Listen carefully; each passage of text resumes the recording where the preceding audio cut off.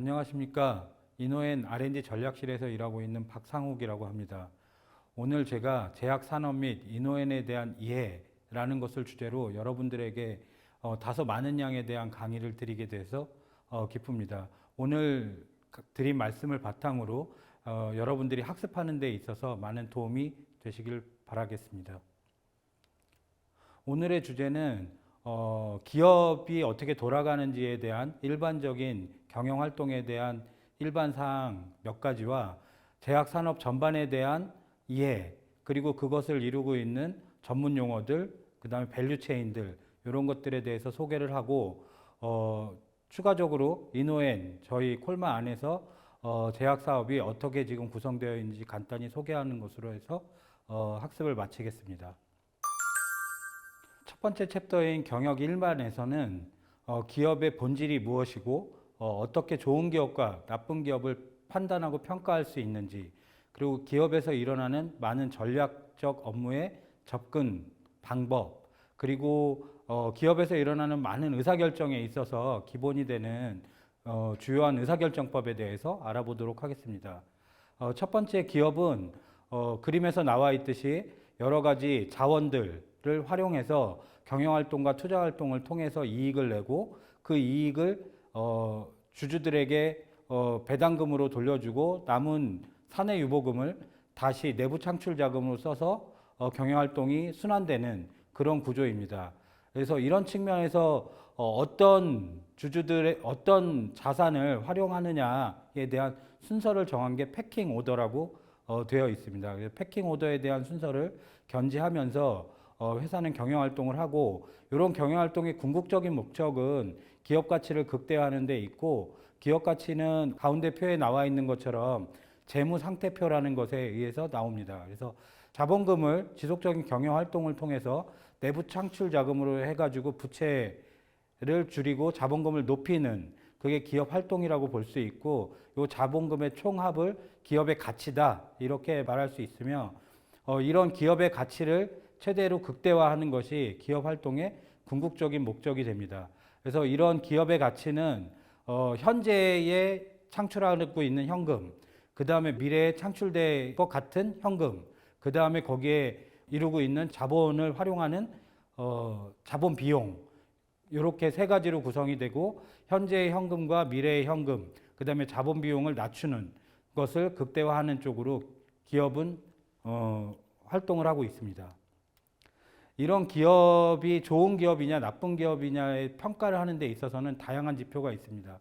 왼쪽 표에 나와 있듯이 ROI, ROA, ROE 이런 걸로 해서 얼만큼 자본을 투입해서 이익을 얼만큼 내느냐에 대한 다양한 지표들이 있고, 이런 지표들을 통해서 각각의 주주의 관점, 사회의 관점, 그 다음에 임직원의 관점에서 좋은 기업이냐 나쁜 기업이냐를 판단할 수 있겠습니다. 여러분들은 이 각각에 대한 지표들의 수식을 어떻게 계산하고 그 실질적인 기업에서 ROI, ROA, ROE를 산출하는 방법에 대해서 학습을 하셔야 될 것 같습니다.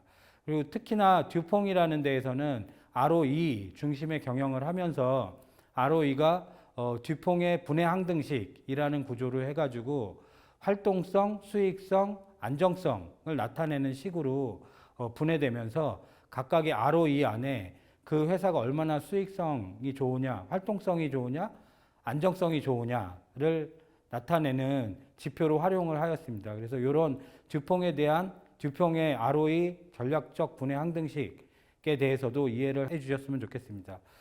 그렇지만 이런 지표에 나와 있지 않는 워킹 캐피탈 매니지먼트라는 부분이 있습니다.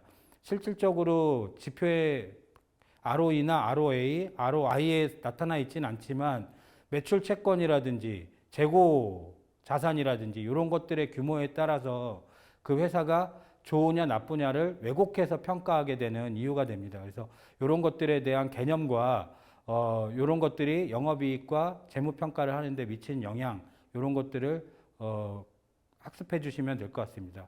최근에는 경제적 부가가치라고 하는 EVA라는 지표를 많이 쓰는데, 이 EVA라는 지표는 궁극적으로 얼만큼 투입해서 얼만큼 수익을 얻느냐에 대한 개념에 우리가 얼마를 기대하느냐, 몇 프로를 기대하느냐라는 개념이 더해진 개념입니다. 그래서 요 부분도 이 용어의 뜻을 이해해 주시고 용어의 산식과 계산 방법 이런 것들을 이해해 주시면 될 것 같습니다. 다음으로는 전략에 대한 얘기입니다. 전략의 왼쪽에 보면 전략에 대한 개념이 나와 있고, 전략은 기업의 경쟁력을 확보하기 위해서 가지고 있는 자원을 선택과 집중하고 자원 배분하는 그거를 전략의 기본 개념으로 두고 있습니다. 이런 전략의 기본 개념 하에 전략을 세우는 방법에 따라서 외부 환경을 중시하느냐, 내부 핵심 역량을 중시하느냐에 따라서 접근 방법이 있고, 각각의 접근 방법에 있어서 외부 환경을 중시할 때 고려해야 될 5가지 팩터, 그 다음에 핵심 역량을 도출할 때 7가지의 점검 요소, 이것이 무엇인지를 확실히 인지하시고 그거에 맞춰서 무엇에 선택과 집중하느냐라는 쪽에 기업에서의 어떤 전략 프레임에 대해서 이해를 해주시면 될 것 같습니다. 마지막으로 기업에서 많이 일어나는 투자 의사결정에 대한 부분입니다. 투자 의사결정이 물론 여러 가지 방법이 일어나지만 오늘은 재무적 기반의 투자 의사결정에 대해서 말씀을 드리겠습니다.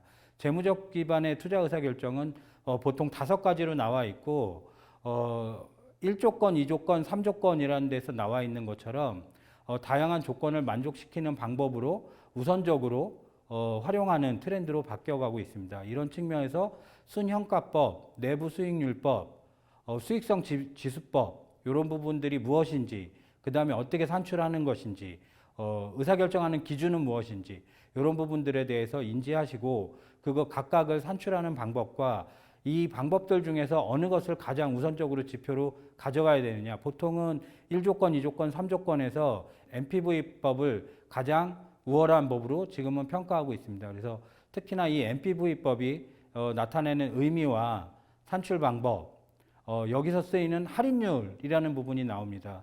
오른쪽 밑에 보였듯이 웩이라는 부분인데 우리가 쓰는 자원의 어떤 캐피탈 코스트를 나타내는 것이고 이게 어떻게 이루어지는지 이 부분에 대한 이해를 따로 참고 문헌까지 찾아가면서 같이 해주시면 될 것 같습니다.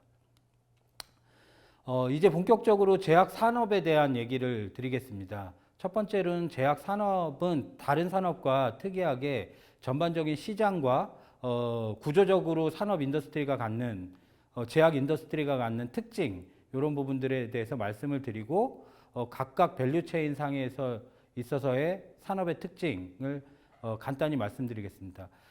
일단 첫 장에서는 제약 시장에 대한 특징이고 시장에 대한 성장, 글로벌리 제약 시장의 규모가 어떻게 편중되어 있는지 이런 부분이 나와 있고 가운데부터 오른쪽에는 향후에 어떤 요인들로 해서 제약 시장이 어떻게 성장해 나갈 것이다 이런 부분들 나와 있습니다. 그래서 이런 부분들에 대한 인지를 충분히 해주시면 될 것 같습니다. 두 번째는 산업 구조적인 특징에서는 제약 산업이 다른 산업과 차이점을 나타내고 있습니다. 거기서 제약 산업의 전반적인 형성되어 있는 구조를 그림에서 보실 수 있고 6가지에 대한 산업 구조적인 특징이 나와 있습니다. 이 6가지에 대한 산업 구조적인 특징은 충분히 이해하시고 그 의미를 충분히 파악하셔야 될 것 같습니다. 그래서 이런 걸 바탕으로 해서 글로벌하게 가장 큰 회사들이 어떤 회사들이 있는지 어떤 기업들이 있는지 오른쪽에 나와 있고 오른쪽에 나와 있는 주요 기업들에 대한 이해를 하시면 될 것 같습니다. 다음 장은 의약품이라는 부분은 많은 종류의 기술 집약적인 산업입니다. 먼저 의약품의 종류로 왼쪽 편에 케미칼 드럭과 펩타이드 드럭, 안티바디 이런 것들이 지금 현재 전체의 한 8, 90%를 나타내고 있습니다. 하지만 미래 엑소좀이라든지 마이크로바이옴, 각각의 안티바디 드럭 컨주게이션 등 또 저희도 하고 있는 셀세라피, 카티, 카NK 이런 많은 미래 의약품들이 대기하고 있습니다. 그래서 의약품의 종류가 어떤 구성 성분들과 어떤 기술의 종류가 있는지 이런 부분들에 대해서 충분히 이해를 해주셨으면 좋겠고 이런 걸 바탕으로 많은 기술이 집약되어 있는 산업이다. 이렇게 말씀드릴 수 있고 오른쪽에 글로벌리 또 국내 시장에서 10대 또는 20대에 대한 주요한 제품들이 나와 있습니다. 이 각각의 제품들이 왼쪽에 의약품 기술의 종류에 어디에 속하는지 이런 것도 같이 매칭해가지고 알고 계셔야 될 것 같습니다. 다음은 R&D에 대한 특징입니다. R&D는 왼쪽 표에서 나와 있듯이 오랜 기간 동안 연구를 하면서 R&D 투자가 이루어집니다. 그리고 그게 제품화가 되고 이익으로 가져올 때는 그 뒷단에 많이 가져오게 됩니다. 그래서 장기적인 투자와 낮은 성공률, 그 다음에 오른쪽에 대신 많은 아웃풋을 얻을 수 있는 산업의 특징에 대해서 이해를 해주시고, 평균적으로 한 개의 신약이 글로벌리 만들어질 때의 투자비, 그 다음에 개발 기간이 어떻게 되는지, 오른쪽 표에 나와 있듯이 각각의 임상 단계에서의 성공률이 어떤지, 그래서 임상 이상을 왜 데스델리라고 부르는지, 이런 부분에 대한 R&D 및 신약 개발 과정에 대한 이해를 해주시면 될 것 같습니다. 다음으로는 제약산업은 앞에서 얘기했듯이 규제 의존적 산업입니다. GXP라는 걸 기반으로 많은 규제 및 가이드라인이 되어 있고, GXP가 의미하는 바가 뭐고 그것들의 종류가 뭔지 왼쪽에 나와 있는 표를 바탕으로 이해를 해주시고, 이런 것들을 근간으로 하는 ICH 가이드라인이라는 부분이 제약산업에 어떤 영향을 주고, 이걸로 인해서 CTD, GXP, DRA 이런 것들에 대한 충분한 이해를 해주시면 될 것 같습니다. 다음으로는 제약산업에 있어서 마지막 특징인 유통과 영업에 대해서 좀 말씀드리겠습니다. 제약산업은 전문의약품의 특성상 영업활동이 의사를 통해서 일어나고, 의사가 환자에게 처방전을 발행하고 처방전을 바탕으로 환자가 약국에서 약을 수령하는 방식입니다. 이거에 따라서 약의 흐름과 영업의 흐름이 달리 일어나고, 약의 흐름은 직납이냐 간납이냐 주사제냐 피호제냐에 따라서 다른 방식으로 일어나게 됩니다. 이러한 영업활동이 일어나는 병원들도 큰 병원이냐 중소병원이냐 일반 개원이냐에 따라서 교재의 오른쪽에 나와 있듯이 구분을 하고 있고, 특히 큰 병원 같은 경우는 드럭 커미티라는 별도의 위원회를 통해서 약이 코딩되게 됩니다. 이런 드럭 커미티의 의미와 개념에 대해서도 인지를 해주셨으면 좋겠습니다. 지금부터는 좀 복잡할 수 있는 많은 전문 용어들에 대한 설명을 드리겠습니다. 일단 첫 장에서 일반적인 의약품 분류 체계를 나타냈고, 이건 법적인 사항입니다. 그래서 이 법적인 사항에 대한 의약품 분류 체계에 대해서 충분히 인지를 해주시고, 각각의 종류별로, 그 다음 기술별로, 그 다음에 의약품에 대한 형태별로에 따라서 의약품의 종류가 다르고, 그 각각의 의약품 분류에 대한 특징이 아래 표에 나와 있습니다. 이 부분 충분히 숙지해 주셨으면 좋겠습니다. 다음은 의약품 승인 절차입니다. 식약처에서 의약품 승인을 할 때 의약품의 종류에 따라서 요구하는 자료가 틀리고, 그 요구하는 자료 수준이나 계량 신약이나 제네릭이나 신약에 따라서도 틀리고, 의약품을 구성하고 있는 구성 성분에 따라서도 많이 틀리게 됩니다. 그리고 각각의 전문 영역이 있어서 식약처에서 리뷰하는 리뷰의 과도 다 틀리게 됩니다. 이런 전반에 대한 의약품이 어떻게 허가를 받고 어떻게 시장에 출시되고, 허가받기 위해서 필요한 자료의 수준이 어떻게 되는지에 대한 것은 세세하게 이 업에 계시는 분들로서는 충분히 인지를 하셔야 될 것 같습니다. 다음부터는 일반적인 용어들에 대한 얘기입니다. 그래서 첫 번째는 공통 용어라고 볼 수 있고, 여기서 특히나 요양급여가 무엇인지, 허가갱신제도가 무엇인지, 픽스가 무엇인지, 그 다음에 계량신약부터 세포배양의약품까지 법에 나와 있는 그 각각의 규정과 용어의 정의를 충분히 이해를 해주셔야 될 것 같습니다. 그리고 R&D 관련된 용어들입니다. R&D는 앞에서 말씀드렸듯이 굉장히 오랜 기간 동안 전문적으로 일어나는 일이고, 이 안에서 많이 일어나는 인비트로, 인비보 시험이 무엇인지, MOA라는 게 뜻하는 게 무엇인지, 각각의 CMC, 장기보존 시험, 노엘이라고 얘기하는 무독성 시험, 그 다음에 BCS 클래스라고 생물 약제적 분류 체계가 있습니다. 이런 분류 체계가 무엇을 의미하는지, 생체 이용률은 무엇인지, 비교용출, 이화학 동등 시험은 무엇인지, 밸리데이션이 의미하는 바가 무엇인지, 각각의 좀 전문 용어이긴 하지만 이 업종에서 근무하는 사람이라고 하면 커뮤니케이션을 위해서도 이런 전문 용어에 대해서는 충분히 숙지를 해주시는 게 좋을 것 같습니다. 다음은 임상에 관련된 얘기입니다. 임상을 연구자가 주도하냐, 스폰서가 주도하냐에 따라서 IIT, SIT 이렇게 나누기도 하고 출시 전에 일어나느냐, 출시 후에 일어나느냐에 따라 임상의 명칭도 많이 다릅니다. 여기 나와 있는 임상시험의 명칭들, 가교시험, 연구자 주도 임상, 생물학적 동등성 시험, 임상 1상, 2상, 3상, 그 다음에 시판후 조사부터 재심사까지 많은 종류의 임상에 대한 목적과 거기에 들어가는 피험자의 수와 기간과 투입 비용과 이런 부분들에 대한 충분한 차이점을 여기 이 강의를 듣고 계시는 분들은 충분히 인지하시고 숙지하시기를 부탁드립니다. 다음으로는 최근에 어떤 규제적인 용어들입니다. 그래서 허가를 받을 때 CTD를 구성하고 있는 허가 자료, CTD를 구성하고 있는 각각의 파트에 대한 얘기가 왼쪽에 있고 교재의 오른쪽을 보시면 최근에 핫 이슈가 되고 있는 허가특허 연계제도에 대한 많은 용어들이 있습니다.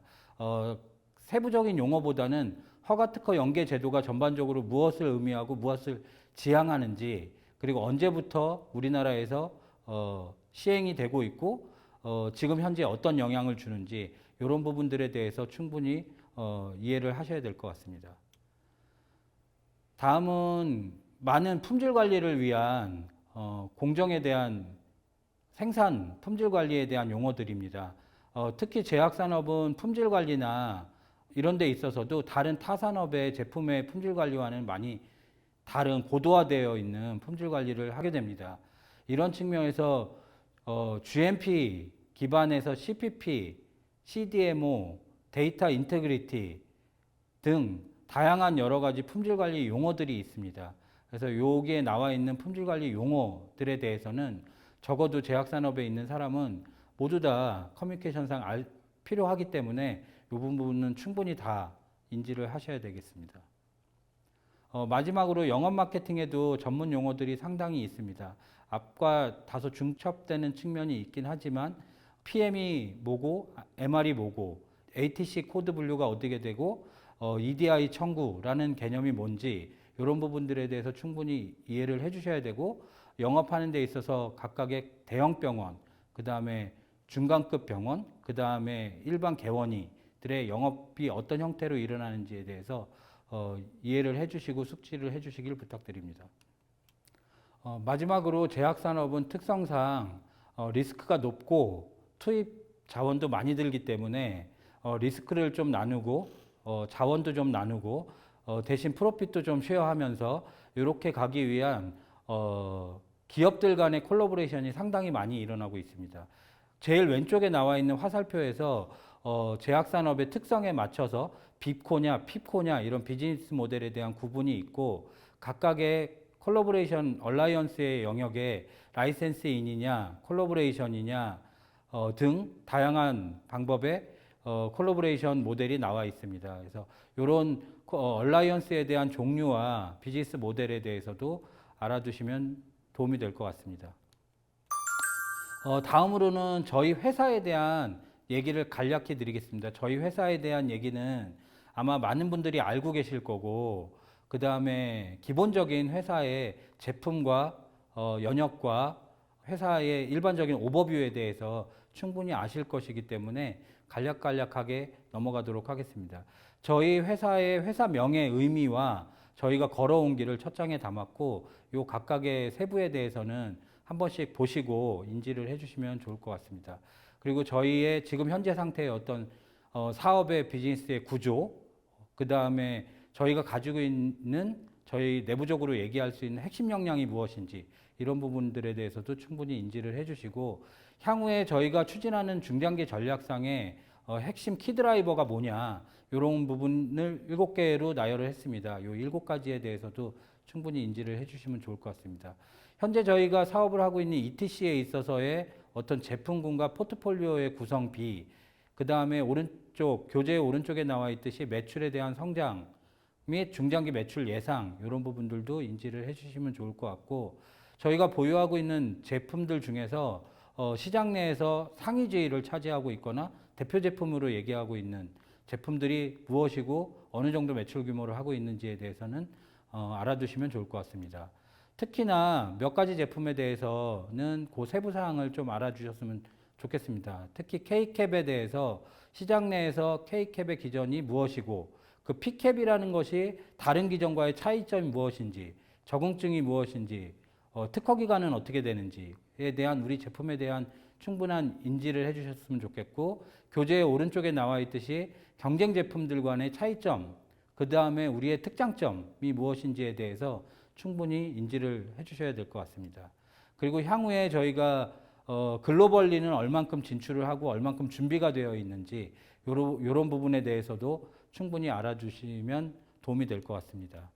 이 외에 저희가 암플레이드나 캄토프, 그 다음에 기초수액, 오마프1, 주 등 많은 제품을 보유하고 있습니다. 적어도 대표 제품이라고 여기 나타나 있는 4개 제품에 대해서는 각각의 디테일을 충분히 숙지해 주시길 부탁드립니다. 다음은 기능성 음료에서 저희 컨디션 또 헛개수가 차지하고 있는 시장에서의 지위, 시장의 상황, 그 다음에 실제 영업에서의 저희가 커버리지 이런 부분들에 대해서 이해를 해주시면 좋을 것 같고, 최근에 많이 신장하고 있는 뷰티 산업, 뷰티 사업에 대해서도 어떤 브랜드를 갖고 어떤 제품들로 우리가 사업을 하려고 하는 것인지, 어떻게 시작을 하는 것인지 이런 부분에 대해서 충분히 숙지를 해주시길 부탁드립니다. 마지막으로 비즈니스에 있어서의 글로벌에 있어서는 우리가 어떤 제품들로 어느 정도 규모로 향후에 어떤 나라로 진출하려고 하는 것인지 이런 부분에 대해서도 현황과 미래에 대해서 숙지를 해주시면 되겠습니다.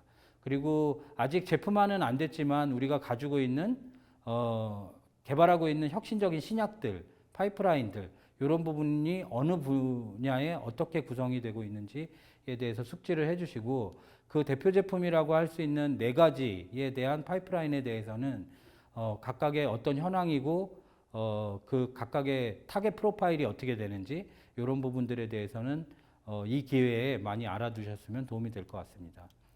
그리고 저희가 제조시설을 4개를 가지고 있습니다.